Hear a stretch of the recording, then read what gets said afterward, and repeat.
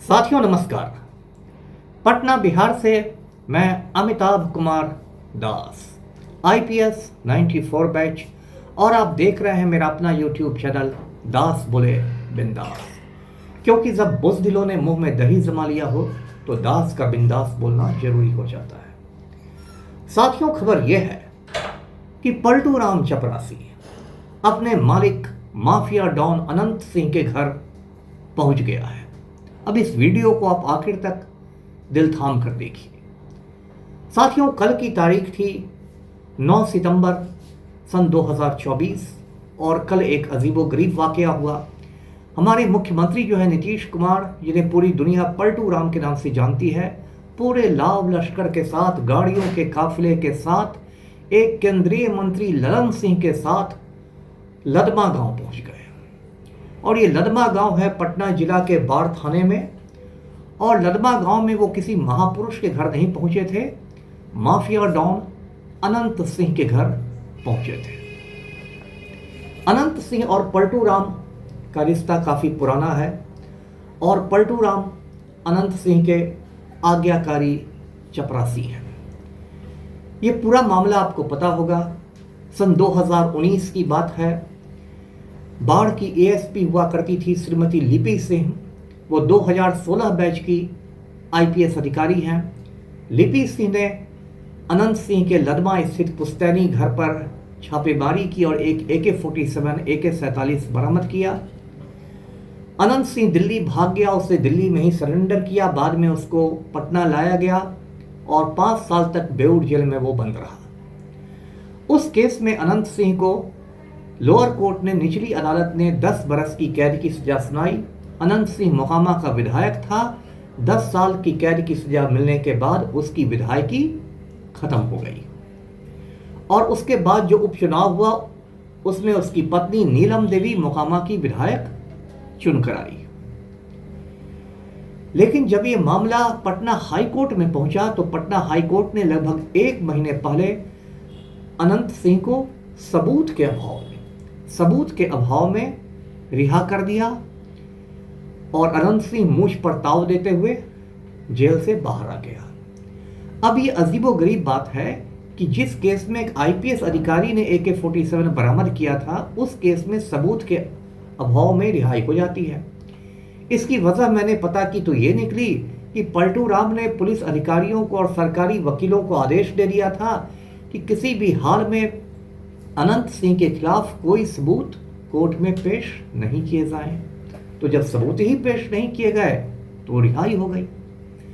अब देखिए, कायदे से पटना हाई कोर्ट के फैसले के खिलाफ बिहार सरकार को सुप्रीम कोर्ट में अपील में जाना चाहिए, क्योंकि ये पूरे पुलिस महकमे की इज्जत का सवाल है, सरकार के इकबाल का सवाल है, सबका सवाल है।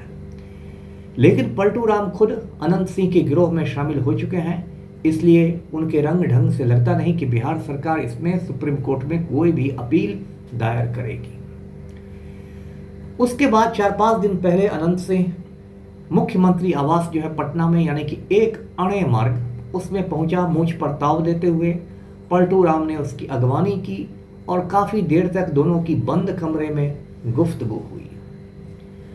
अब ये जो गुफ्तगू हुई, इसमें कोई गंभीर बातें तो हुई नहीं होंगी, कोई कश्मीर समस्या का हल तो निकाला नहीं गया होगा।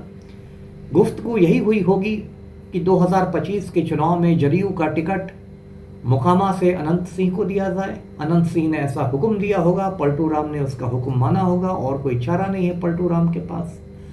अब ये देखिए साथियों, कितनी बड़ी विडंबना है कि यदि बिहार का कोई गरीब आदमी, आम आदमी मुख्यमंत्री आवास में पहुंचे कोई इंसाफ लेने के लिए, न्याय मांगने के लिए, तो क्या वो सीएम हाउस में पैर भी रख सकता है? नहीं रख सकता है।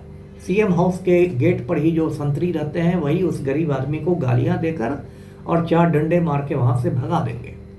और यहाँ एक माफिया डॉन जो हाल तक बेऊर जेल में चक्की पीस रहा था, वो पहुंचता है और मुख्यमंत्री खुद उसकी अगवानी करते हैं। ये तो सुशासन का नीतीश ब्रांड है।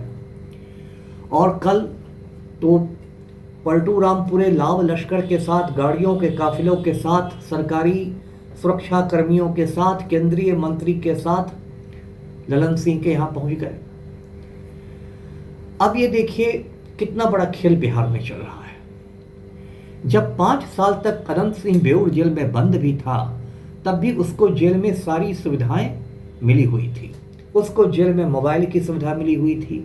मोबाइल पर वो पूरे गिरोह का संचालन करता था, अपनी विधायक पत्नी से बातें करता था और उसका मनोबल इतना ऊंचा था कि कुछ महीने पहले उसने बेऊर जेल के कक्षपालों को, वार्डरों को पिटवा दिया जेल में।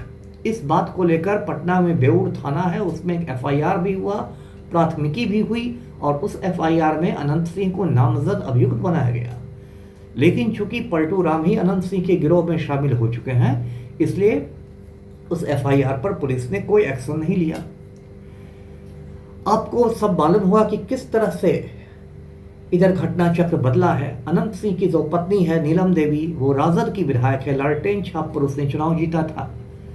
लेकिन इस साल 12 फरवरी को जब पलटू राम ने विश्वास मत हासिल किया बिहार विधानसभा में, तो नीलम देवी ने जदयू का साथ दे दिया, मुख्यमंत्री का साथ दे दिया, पार्टी लाइन के विरुद्ध जाके। उसके बाद से पलटू राम और अनंत सिंह के रिश्ते और घनिष्ठ हो गए। आपको याद होगा कि पिछले मई महीने में जब लोकसभा चुनाव हो रहे थे, तो अचानक अनंत सिंह को 15 दिनों के पैरोल पर बाहर छोड़ दिया गया। वजह सरकार ने यह बताई कि अनंत सिंह को पुश्तैनी जमीन का बंटवारा करना है। मैंने उस समय भी पलटू राम से सवाल किया था कि पुश्तैनी जमीन का बंटवारा करना है तो क्या 4 जून तक, क्या मतगणना की तारीख तक नहीं रुका जा सकता है? क्या वोटों की गिनती के बाद ये बंटवारा नहीं हो सकता है? लेकिन असलियत तो कुछ और थी। असलियत तो ये थी कि मुंगेर में लल्लन बाबू की हालत पतली थी और ललन सिंह की मदद करने के लिए अनंत सिंह को बाहर लाया गया था। अनंत सिंह ने बेऊर जेल से बाहर आते कहा भी था कि लल्लन बाबू 5 लाख वोटों से चुनाव जीतेंगे। तो पुश्तैनी जमीन का बंटवारा कहाँ गया? अनंत सिंह 15 दिन तक पैरोल पर बाहर रहा, मेरे बारे में अंट शंट बातें करता रहा, यूट्यूब चैनलों पर मेरे बारे में उसने अनाप शनाप बातें की और फिर मुझे लोगों ने बताया, मेरे सूत्रों ने बताया कि पलटू राम ने मेरी हत्या के लिए अनंत सिंह को सुपारी भी दी है। तो ये बिहार में माफिया राज चल रहा है। और साथियों, अब देखिए क्या क्या होगा। अब ये चर्चा है कि जल्दी ही जो अनंत सिंह है वो जनता दल यूनाइटेड में विधिवत शामिल होगा। हो सकता है पलटू राम खुद उसको माला पहनाकर शामिल करें। एक और केस की चर्चा इधर नहीं हो रही है, वो मैं आपको याद दिलाना चाहता हूं। वो है पुटूस यादव हत्याकांड, जो सन 2015 में हुआ था। 2015 में पुटूस यादव नाम के एक लड़के की बहुत ही नृशंसता से, जघन्यता से हत्या हो गई थी बाढ़ में। उस समय महागठबंधन था, यानी कि नीतीश कुमार और लालू यादव साथ साथ थे। पप्पू यादव ने उस मुद्दे को बहुत बड़ा मुद्दा बनाया, तो फिर लालू यादव के दबाव में अनंत सिंह की गिरफ्तारी हुई, लेकिन कुछ महीने बाद वो फिर जमानत पर छूट गया। आजकल मीडिया में या पब्लिक में कहीं भी पुटूस यादव हत्याकांड की चर्चा नहीं हो रही है। मैं जानना चाहता हूं कि पुटूस यादव हत्याकांड के ट्रायल में क्या हुआ है, क्या उस मामले की सुनवाई खुली है, और अगर नहीं खुली है तो क्यों नहीं खुली है। एक तरफ पुलिस मुख्यालय स्पीडी ट्रायल की बात करता है, त्वरित विचारण की बात करता है, और दूसरी तरफ पुटूस यादव के केस में कोई भी प्रगति नहीं हो रही है। साथियों, एक और तस्वीर मैं आपको दिखाता हूं। ये तस्वीर भी मेरे सूत्रों ने मुझे दी है। इस तस्वीर में अनंत सिंह अपने बेडरूम में एक काले रंग का बुलेट प्रूफ जैकेट पहने नजर आ रहा है। अब मुझे लोगों ने यह बताया है कि यह बुलेट प्रूफ जैकेट पुलिस ने उसके यहां से बरामद किया था, लेकिन जब पटना हाईकोर्ट में बहस चली तो अनंत सिंह के वकीलों ने कहा कि नहीं हुजूर, अनंत सिंह के पास कोई बुलेट प्रूफ जैकेट नहीं है, ये तो पुलिस ने वहां जाकर रख दिया था। अब ये तस्वीर अनंत सिंह के बेडरूम की है। मेरे जासूसों ने यह तस्वीर मुझे उपलब्ध कराई है और कहा जा रहा है कि देखिए, इसमें तो अनंत सिंह आराम से बुलेट प्रूफ जैकेट पहन के दांत निपोरे हुए हैं। तो क्या इस तस्वीर का संज्ञान लिया जाएगा? क्या इस तस्वीर के आधार पर बिहार के जो बहादुर सरकारी वकील हैं और जांबाज आईपीएस अधिकारी हैं, वो क्या सुप्रीम कोर्ट में चुनौती देंगे? तो साथियों, ये पलटू राम का एक पैटर्न बन गया है, अपराधियों के चरणों में जाना। 1 साल पहले पलटू राम ने आनंद मोहन को जेल से बाहर निकलवाया था, उसके लिए जेल मैनुअल में संशोधन कर दिया गया था। कायदे कानून बदल दिए गए थे। फिर उसकी पत्नी को जदयू का टिकट देके शिवहर से लोकसभा में भेज दिया गया। उस समय ये कहा गया था कि पलटू राम को राजपूत वोट बैंक में सेंधमारी करनी है। तो ये पलटू राम ऐसे हैं, कभी राजपूत वोट बैंक में सेंधमारी करने के लिए आनंद मोहन के चरणों में लौटते हैं, कभी भूमिहार वोट बैंक में सेंधमारी करने के लिए अनंत सिंह के चरणों में लौटते हैं। और फिर इनका डायलॉग होता है कि हम ना किसी को फंसाते हैं, हम ना किसी को बचाते हैं, कानून अपना काम करेगा।